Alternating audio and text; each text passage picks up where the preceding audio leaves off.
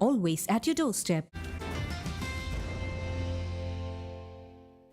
Welcome back. You're tuned into Bazaar Morning Call. You're on CNBC-TV18. Well, today we are bracing for a bit of a gloomy start to trade, but that's what's happening with the rest of the Asian markets as well. The SGX Nifty suggesting a pullback of closer to 90 to around 100 points odd. But there are going to be plenty of stocks that will be reacting to news flow. Well, and our research team is standing by to run you through the entire list. But Sonia, you go first. Tata Motors, a disappointing set of numbers, right? It was, on a year-on-year basis, the numbers will look good because it was a very low base of last year, and last year there was a semiconductor issue. But if you compare it to most estimates, these are disappointing numbers. A big loss is what Tata Motors has posted, 950 crores. The EBITDA is much lower than what the street was estimating. JLR, although the margins were not bad, it was a fall that we saw quarter on quarter of 230 basis points, and the company reported a negative free cash flow of 15 million pounds because of adverse working capital movement.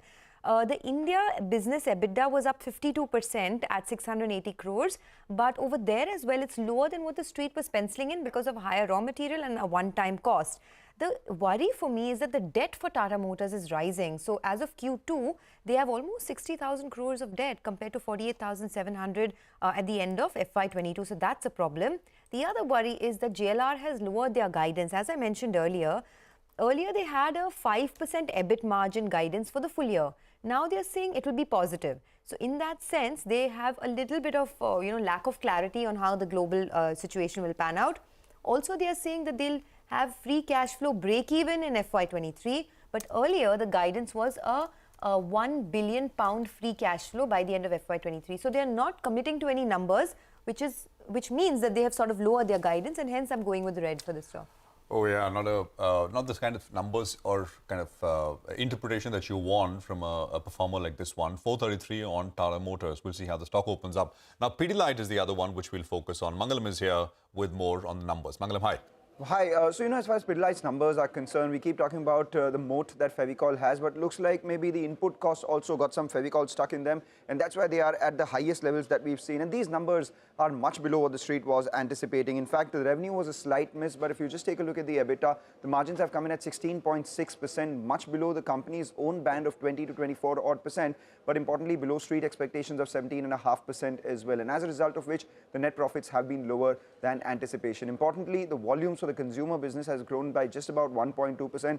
Overall business is also seen just about marginal volume growth. My sense is it is sub 1% out there. And the management commentary as well says that, raw material prices were at all-time highs, but at the same time, it was the forex volatility as well as high cost inventory that they were sitting on, which impacted their performance. As far as demand is concerned, urban's doing well, rural not so much.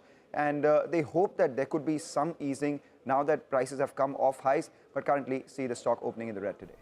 Okay, all right. Mangalam, thanks for that. Well, let's hop across to Ekta. She's here to tell us about Lupin. Ekta, numbers look better than expected? Well, largely in line, you'd have to say, because we were expecting a flattish growth. They've reported a flat performance in terms of revenue on a year-on-year basis. But what stands out is that the margins have improved all the way to around 10.9%. Street was anticipating 10.7%. So yes, the recovery has come through. And this is versus 6% last quarter. So the street is going to take that margin recovery with both hands. Profit was lower than estimates, but really the street is going to be squarely placed in terms of margins, what the exit run rate could be, as well as the US business going forward, because the US business did better than expectations. $159 million versus estimates of $155 million, and versus estimates of versus $121 million in the previous quarter. So that's definitely a big thumbs up for Lupin. Okay, thanks a lot for that. Well, let's go across to Sonal now. She's tracking Deepak Nitrite. Sonal, over to you. Good morning. Well, it was another weak set coming in from Deepak Nitrite. Weak numbers led by the phenolics division. If we look at the revenues, they declined 17% on a YOY basis. EBITDA was down 30%, leading to a margin decline of almost 900 basis points at 13.8%. Profits also for the company declined by 31%. Looking at their segmental division, advanced intermediates, they did well. So revenues and EBIT both increased on a YOY basis. But if we look at the phenolics division, there was a decline on a YOY and on a quarter-on-quarter basis. EBIT halved on a YOY basis, declined 45% on a sequential basis. Expect the stock to be in the red today. All right. So thanks very much for that. Piramal Enterprises is the next one we'll sort of turn our eyes to. Abhishek is standing with more. Abhishek, hi, morning. Morning, Prashant. So it's a massive net loss that Piramal Enterprise on their financial business have reported. The loss is about 1,537 crores as stressed assets have weighed on the performance. So they have made a provision of about 3,311 crores, which compares to 122 crore in the previous quarter. This is on account of close to 5,900 crore off book, which has moved from stage 1 to stage 2. That is, the overdues were under 30 days last time around, but it's now overdue above 60 days. So that movement has caused this massive provision. They are large and lumpy accounts is what the management says. They say that they expect some of these stage 2 loans can turn NPA or go to stage 3. So retail disbursements were strong, up about close to 21% sequentially. However, due to wholesale book declining, the overall AUM has declined by 4.8% YOY and about 1.25% on a sequential basis. So the stock can be under pressure today. Okay, stock can be under pressure. Surbhi is also joining in. She's tracking Star Health this morning. Surbhi, how did it look? Decent set of numbers by Star Health, but it is a little weaker than what the street was expecting. Remember, year-on-year numbers are not quite comparable as Q2 of last year was affected by COVID. Gross written premium and net earned premium have both come in line with estimates at 3,200 crores and 2,800 crores respectively. Claims ratio is a little higher than the analyst estimate at 68% versus an estimate of 65%. Combined ratios are also marginally higher than the estimates at 98%. This has led to an underwriting loss of 13 crores versus an estimated profit of 39 crores. Profits have come in at 93 crores and solvency is higher at 1.95 versus 1.52 same time last year, which is a little comforting. Overall, the numbers are weaker than what the street was expecting. Noted that, Surbhi, thanks for that. Well, Sonal, coming back to you, Petronet LNG, how are those numbers? Well, they look better than estimates. We are still awaiting the volume and capacity utilization at their different facilities. But overall, the reported numbers look much better than what the street was working with. A revenue growth of 12% on a sequential basis. EBITDA was up 10% at 1,172 crore rupees. Margins, which were expected to decline, have actually remained flat at 7.3%. And profits, they came in lower on a quarter-on-quarter basis, but they are much better than the estimates of 600 crore rupees. This time around, again, company recognized a one-time income towards use or pay charges of 415 crore rupees. Remember, last time they had recognized it in quarter 4 at 83 crore rupees and in quarter 3 at 333 crore rupees. So trying to understand the adjustments here, but on the whole, numbers look good this time. Okay, numbers look good. Let's go back to Ekta. She's tracking Narayana Health this morning. Ekta, over to you. Well, good performance coming in for Narayana because the revenue was up 21% year-on-year, margins improved to 21 versus 18%, and the profit jumped quite significantly. Remember, low base of last year, but nonetheless, Q-on-Q as well, revenue was up 10%, margins improved to 21 versus 19%, and the profit 170 crores versus 110 crores. So no complaints coming in for Narayana. We do have Apollo, which is releasing numbers today as well, so the hospital space will continue to be in focus in terms of earnings. All right, Ekta, thanks very much for that. Axis Bank is going to be in focus, and this is interesting. The government is selling a sort of chunky bit of what it holds in Axis Bank. Abhishek is here with more. Abhishek, hi. Hi, Prashant. So, our government is selling 4.65 crore shares in Axis Bank that they hold via Suti. So, it's about 1.55% stake that they have in the bank. The floor price is around 830.63 per share, which is a discount of 5% to yesterday's closing price. Remember that Axis Bank is trading around its all-time high. The all-time high is around 905, 910. So, it's now about 875. It's a clean-out trade given the fact that this will be the last holding that they'll be selling.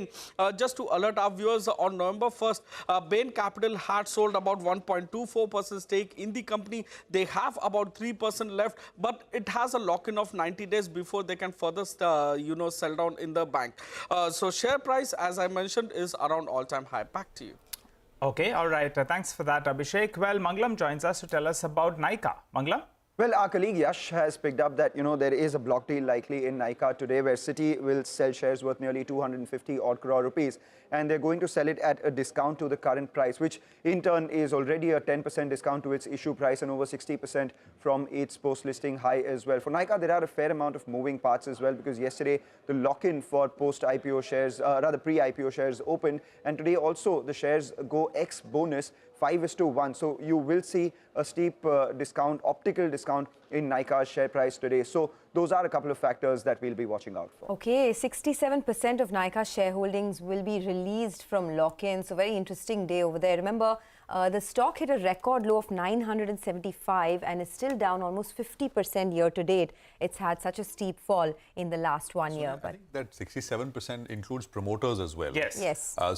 From what I remember, there's about the lock-in, which perhaps is potentially can come to the market. I mean, not all of it will.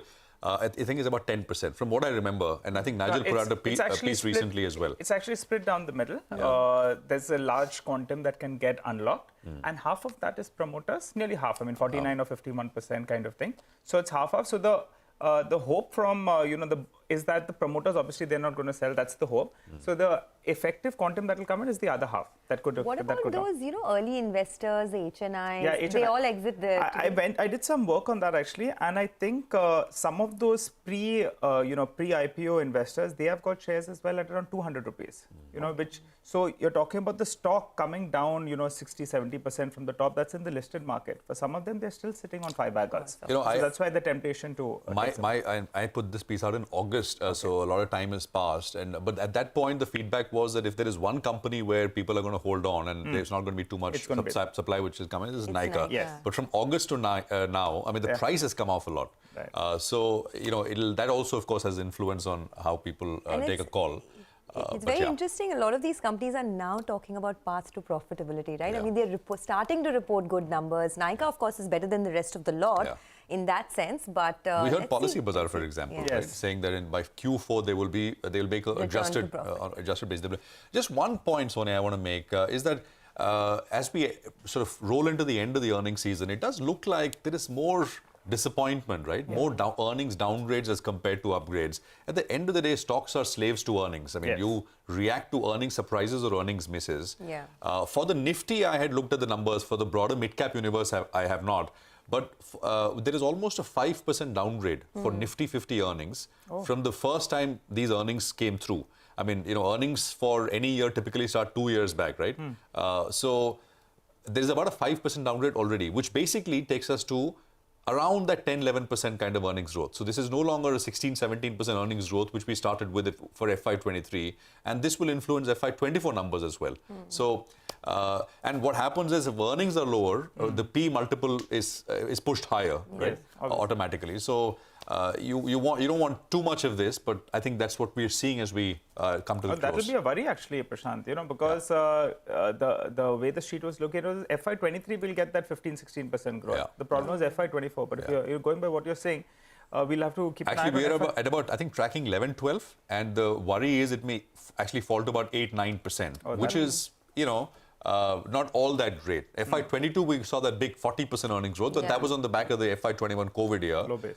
But straight down to 8-9%, not good news. Okay, maybe it would be a good idea to get one of these experts on board to tell us how they have looked at the earnings season so far. But generally, the horror shows come towards the end of earnings season, so that's what perhaps we're getting right now. Let's do one thing. Let's take a quick recap of all the stocks that we're looking at this morning. Stocks with positive news flow: there's Lupin, Petronet LNG, and Narayana Health. Stocks with negative news flow: there's Tata Motors, Pidilite, Piramal Enterprises, Deepak Nitrite, Star Health, Axis Bank, and Nykaa. But the real action is what's happening in the world of commodities. Not so much commodities, more like the cryptocurrencies, which have seen a carnage over the last many days. Manisha Gupta joins in for a quick roundup there. Manisha, before you know it, it's been a slam dunk in the crypto market yet again. Oh, well, absolutely. You know, the month of October was good, but the month of November has started on such a disastrous note. And the two top crypto exchanges in the world, the way the statements have been on Twitter in the last 24 to 48 hours, clearly has led to a complete sell-off that we've seen in cryptocurrency markets. So even as we speak, it is down anywhere between 10 to 20%. It's the third straight day of sell-off in coming in for crypto markets. The global market up till now has declined below $900 million as well. So it has been a big sell-off. Billions of dollars of worth crypto trade transaction is what we are seeing, but mostly coming in towards the sell side. Sell is what you are also seeing in case of the crude oil prices for a fourth straight day now. From $98 of a high to $92 is what we are seeing in case of the Brent prices right now. There has been an increase in margin in trading Brent by nearly 5%. That has led to some people moving out. The Chinese demand is still on the weaker side. The U.S. inventories and production have increased yet again, and that's weighing for the fourth straight day in case of Brent crude prices also. Okay, all right, absolutely. That's a big one to track. I mean, oils come off as well, as Manisha pointed out. Manisha, thank you very much for that. Now, back to cryptos and some opinion here. This is Mohammed Al-Arian's views on how the stress in the crypto universe could play out going forward, and are there any spillover effects, which is what we're interested in. Listen. The good news is, unlike banks, they're not part of the payments and settlement system. So we don't have to worry about big systemic effects. The bad news is what we know so far is stunning. The amount of irresponsible leveraging that has been taken, the cross-ownership of assets. I mean, this sort of thing should not happen. And it raises two issues. One, will contagion go beyond crypto? And two, what will the regulators do? I don't think contagion will meaningfully go beyond crypto, but I do think the regulators are going to be playing massive catch-up, because what they're seeing, I suspect, will keep them up at night. All right, time to slip into a short break, but we'll discuss stocks on the other side. Rajesh Bhatia of Investment Trust of India Long Short Equity Fund will be joining in with some fundamental stock analysis. Later on, we'll also connect with Mr. U. Shekhar of Galaxy Surfactants. Remember, they reported their numbers late last evening.